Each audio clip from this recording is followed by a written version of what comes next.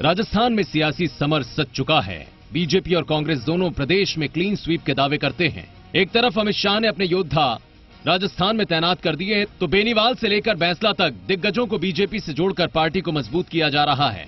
वहीं कांग्रेस भी clean sweep के टारगेट से चुनावी मैदान में है, लेकिन संगठन में किसी भी तरह का भीतरघात ना हो, पार्टी नेताओं की नाराजगी का खामियाजा न भुगतना पड़े, इसके लिए पार्टी ने नया प्लान तैयार किया है।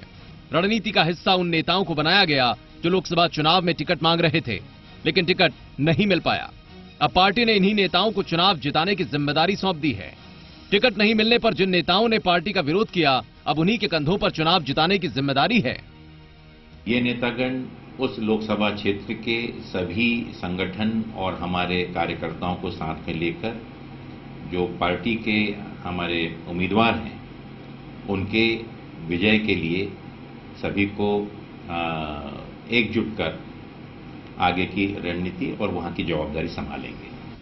कांग्रेस ने ऐसे मंत्रियों और सीनियर नेताओं को लोकसभावार प्रभारी बनाया और लोकसभावार पार्टी को जीत दिलाने की जिम्मेदारी भी दी है।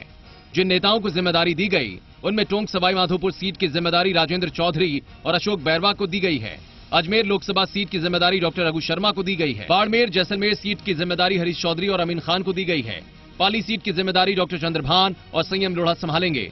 जालोर सिरोही में भंवर सिंह भाटी, सुखराम बिश्नोई, रामलाल मेघवाल को जिम्मेदारी सौंपी गई है। उदयपुर की जिम्मेदारी डॉक्टर गिरिजा व्यास, अर्जुन बामनिया, दयाराम परमार को सौंपी गई है। बांसवाड़ा डूंगरपुर लोकसभा सीट की जिम्मेदारी महेंद्रजीत सिंह मालवी संभालेंगे।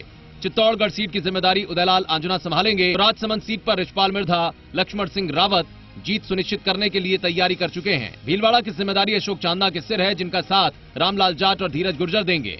कोटा की जिम्मेदारी शांति धारीवाल, भरत सिंह और हरिमोहन शर्मा के सिर पर है, जबकि श्रीगंगानगर की जिम्मेदारी गोविंद सिंह डोटासरा, विनोद चौधरी और गुरमीत सिंह कुन्नर के सिर पर है।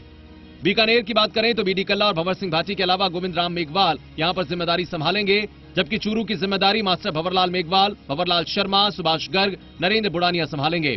झुंझुनू की जिम्मेदारी प्रसादी लाल मीणा, विजेंद्र सिंह ओला और राजकुमार शर्मा को दी गई है। जयपुर शहर की जिम्मेदारी प्रताप सिंह खाचरियावास, महेश जोशी के सिर है, तो जयपुर ग्रामीण की जिम्मेदारी लालचंद कटारिया, राजेंद्र सिंह यादव, शकुंतला रावत और बृजकिशोर शर्मा को सौंपी गई है।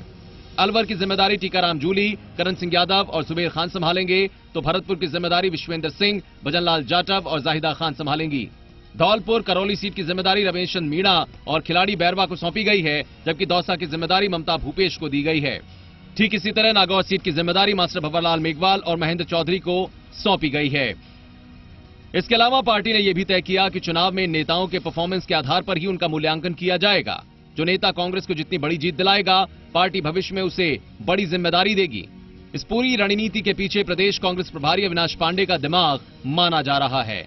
ऐसे में यह देखना रोचक होगा कि मिशन 25 को पूरा करने के लिए कांग्रेस का यह प्लान कितना कामयाब हो पाता है।